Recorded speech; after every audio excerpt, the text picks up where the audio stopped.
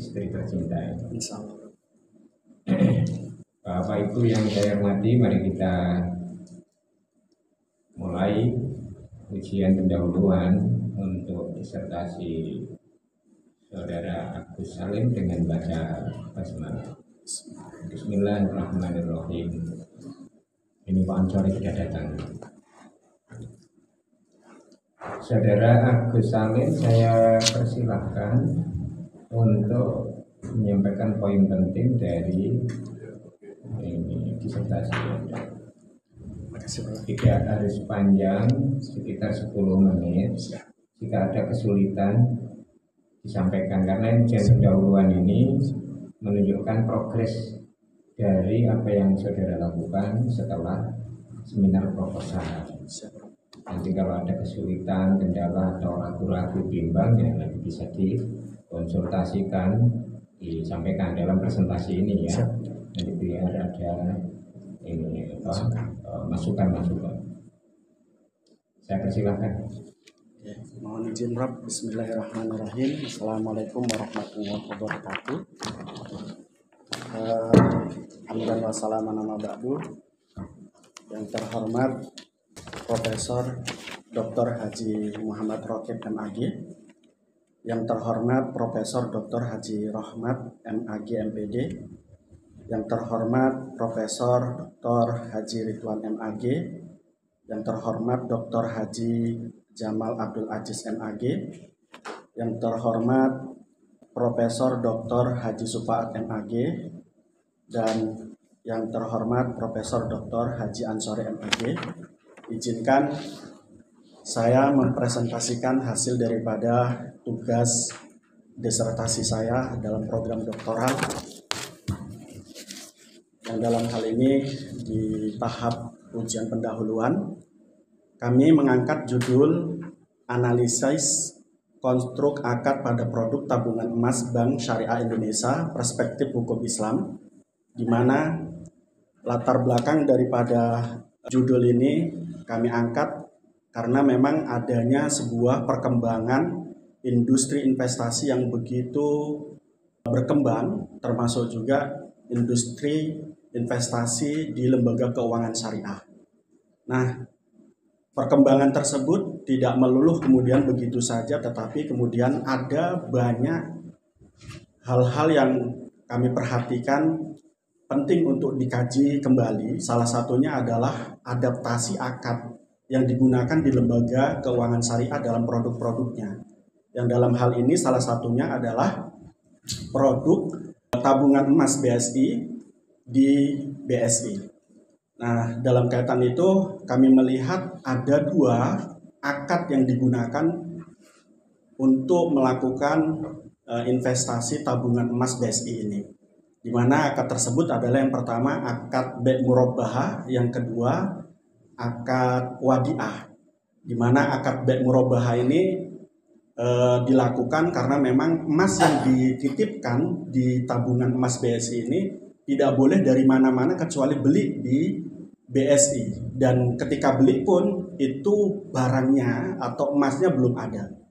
Kapan adanya? Ketika nasabah akan menarik fisik, itu baru kemudian dicetak selama 14 hari setelah pemberitahuan daripada emas yang ada. Yang kedua, akad yang digunakan adalah akad Wadi'ah, di mana akad Wadi'ah ini difungsikan dan digunakan di dalam produk investasi tabungan emas pada penitipan. Jadi setelah adanya pembelian secara dalam tanda kutip fiktif, lantas kemudian dititipkan dengan jumlah nominal gram yang ada dan terekam di aplikasi BSI Mobile. Nah, dari beberapa hal yang kami temukan tersebut, ketika kami konstruk apa isi di dalam tabungan emas ini, maka kami menemukan ada prosedural yang harus diikuti dan ketentuan yang harus diikuti. Yang prosedural dan ketentuan tersebut itu tidak ada di fikih klasik. Salah satunya adalah ketika kita ingin menitipkan sesuatu, tentunya kalau di fikih klasik tidak usah membuka rekening, tapi di sini diwajibkan membuka rekening. Terus kemudian Membeli emas, tadi yang saya katakan di awal, ketika kita membeli emas itu barang yang kita beli harusnya sudah ada dan dimiliki secara sempurna. Namun di sini tidak ada. Nah, kemudian ada banyak ketentuan-ketentuan lain yang notabene sangat-sangat jauh daripada ketentuan fikih klasik. Yang salah satunya adalah di situ ada ketentuan untuk membayar tarik fisik yang disesuaikan dengan jumlah nominal atau jumlah gram yang kita tarik dari BSI. Itu yang pertama. Yang kedua, adanya ketentuan tarik minimal jumlahnya jauh besar dibanding ketentuan pembelian minimal, sehingga nanti pada gilirannya ini akan mengakibatkan tidak bisa tertariknya ketika seorang nasabah memiliki jumlah emas di bawah standar daripada nominal tarik yang telah ditentukan. Karena di situ disebutkan minimal penarikan 2 gram, tapi pembelian boleh dilakukan 0,0005 gram gitu. Artinya tidak sampai ke 2 gram. Ini yang kemudian akan mengakibatkan sesuatu yang merugikan nasabah dalam tanda kutip. Terus selanjutnya ada denda. Denda ini itu dilakukan manakala terjadi keterlambatan tarik fisik yang sudah ditentukan. Jadi ketika nasabah ingin melakukan tarik fisik, maka pada saat itu nasabah harus mengambilnya setelah ada pemberitahuan. Nah, ketika tidak diambil, ini akan dijatuhi sebuah denda yang jumlahnya lumayan banyak, yakni 0,0% dari jumlah emas yang ditarik per harinya. Kemudian ada biaya penitipan. Nah, ini yang kemudian berbeda manakala kita kembali lagi kepada fikih klasik yang mengatakan bahwa akad wadiah itu adalah akad tabarruk, akad tolong menolong. Tidak ada persyaratan dan tidak ada ketentuan-ketentuan yang mengikat, karena akad wadiah sendiri itu akdun ghairul lazim, itu akad yang tidak mengikat para pihak. Artinya kapan saja boleh diambil, kapan saja boleh dikembalikan, dan lain sebagainya. Nah, daripada itu kami merumuskan sebuah masalah bagaimana konstruk akad pada produk tabungan emas di Bank Syariah Indonesia, kemudian bagaimana konstruk akad pada produk tabungan emas BSI tersebut perspektif hukum Islam, yang mana kami punya tujuan dalam penelitian ini mengkonstruk akad pada produk tabungan emas BSI, kemudian menganalisis konstruk akad pada produk tabungan emas BSI tersebut perspektif hukum Islam. Terus kemudian manfaatnya tentunya akan menjadi satu wacana bahwa lembaga keuangan syariah itu dapat melakukan penghimpunan dana dengan cara akad wadiah dan akad mudharabah yang objek daripada investasinya adalah emas. Terus kemudian secara praktis tentunya ini akan menjadi satu aturan yang mana emas diinvestasikan dengan menggunakan 2 akad ini. Selanjutnya berkait tentang tinjauan pustaka telah kami paparkan sebelumnya, yang pastinya di situ kami mengambil beberapa artikel yang sudah dilakukan penelitian berkait tentang tabungan emas, tetapi tentu lokus dan juga objek daripada penelitian itu berbeda. Terus selanjutnya metodologi penelitian kami menggunakan field research yang berdasarkan lapangan, kemudian empiris normatif sebagai pisau analisisnya, kemudian data yang kami ambil, data primernya tentu dari wawancara dan brosur dari pembukaan rekening dan lain sebagainya, dan pembelian, dan juga informasi dari aplikasi. Selanjutnya kami membuat satu kerangka teori, di mana kerangka teori tersebut nanti akan kami gunakan untuk menganalisa akad yang ada di dalam tabungan emas. Yang mana dalam kaitan ini tentunya konsen daripada titik tekannya adalah kepada rukun, ya, rukun akad yang ada, yakni akad bai' murabbahah dan akad wadiah. Kemudian prinsip daripada akad itu sendiri yang sebagaimana diketahui cukup rukun, cukup syarat, tapi prinsip ada yang dinafikan. Maka dalam kaitan ini dalam Islam yang notabene punya nilai yang sangat tinggi dalam sendi-sendi kehidupannya, maka dalam kaitan itu belum sempurna atau bahkan batal.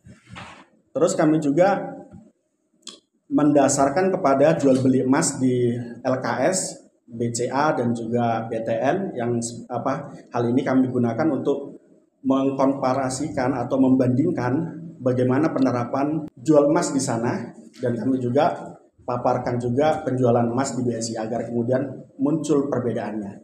Kami juga mendasarkan kepada jual beli emas melalui fatwa DSN MUI yang dalam kaitan ini jual beli emas dengan tidak tunai atau cicil, yang mana ada ketentuan di dalamnya barang atau harga jual saman tidak boleh bertambah selama jangka waktu perjanjian meskipun ada perpanjangan waktu setelah jatuh tempo.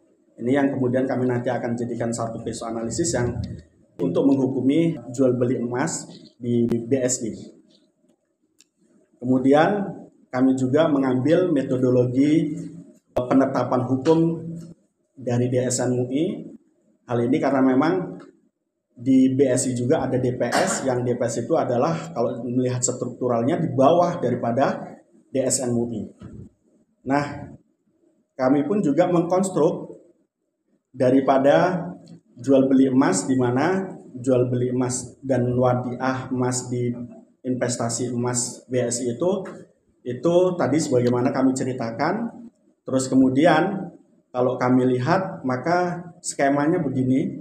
Si nasabah itu selain dia menjadi mustari, dia juga menjadi muadi.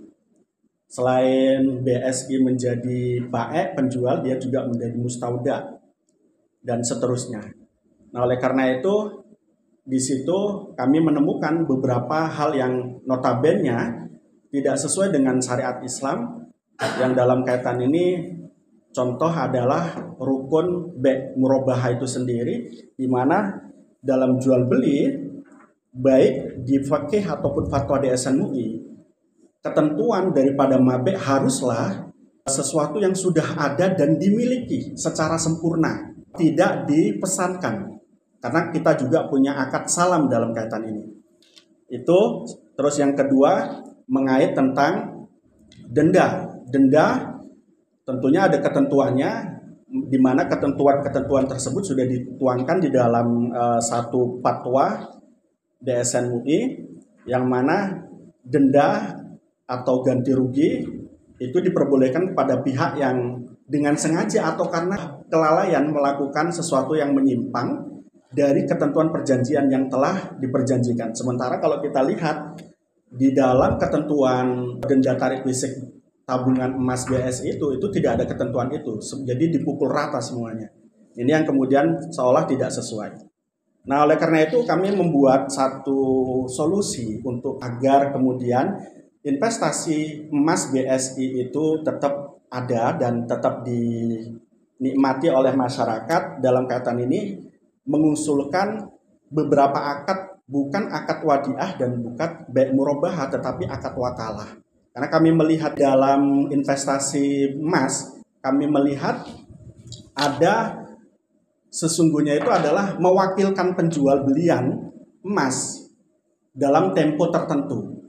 Dalam kaitan ini contoh nasabah itu membeli emas kepada BSI dengan wakilnya BSI ke perusahaan Antam sebagai pencetak emas. Sehingga dalam kaitan ini manakala terjadi penambahan atau pengembangan dana yang diberikan oleh nasabah kepada BSI itu tidak terjadi riba. Terus kemudian akad baik salam ini yang lebih tepat menurut hemat saya. Jadi itu sebetulnya adalah akad salam ya, dengan tempo waktu yang tidak ditentukan atau ditentukan.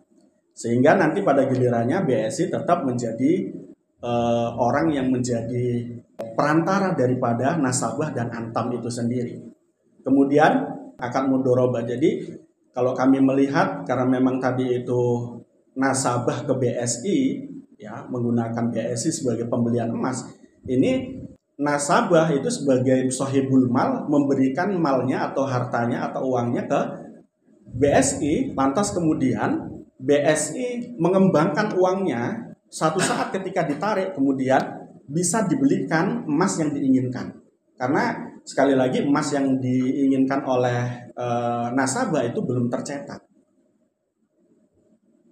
Nah, oleh karena itu kami simpulkan bahwa tabungan emas BSI ini adalah menggunakan akad baik murabahah dan akad wadiah. Terus kemudian ada beberapa hal yang tidak sesuai, sehingga dalam konstruknya itu akan jatuh kepada beul horor atau jual beli fiktif, justru karena memang barangnya belum ada, barang emasnya belum ada, sehingga kami katakan itu sebagai fiktif, penjual beli fiktif itu atau horor dalam kaitan ini.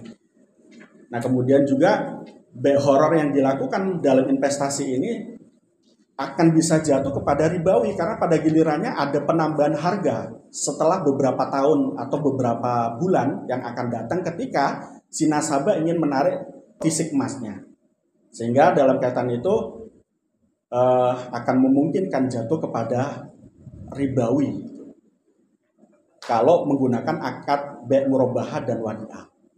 Nah, oleh karena itu andai kata pun pakai baik murabahah dan akad wadiah, kami menyarankan masih bisa ya, dengan syarat emas yang dibeli itu harus sudah ada. Jangan belum ada. Karena sekali lagi hadis itu sudah mengatakan bahwa tidak diperkenankan menjual belikan sesuatu yang belum dimiliki.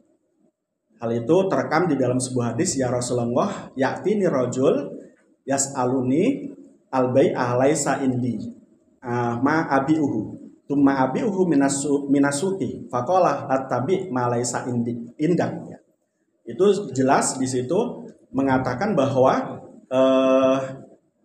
tidak diperbolehkan menjual belikan sesuatu yang tidak miliknya. Mungkin sudah Prof. Sudah Prof. Oh, Terima kasih. Assalamualaikum warahmatullahi wabarakatuh.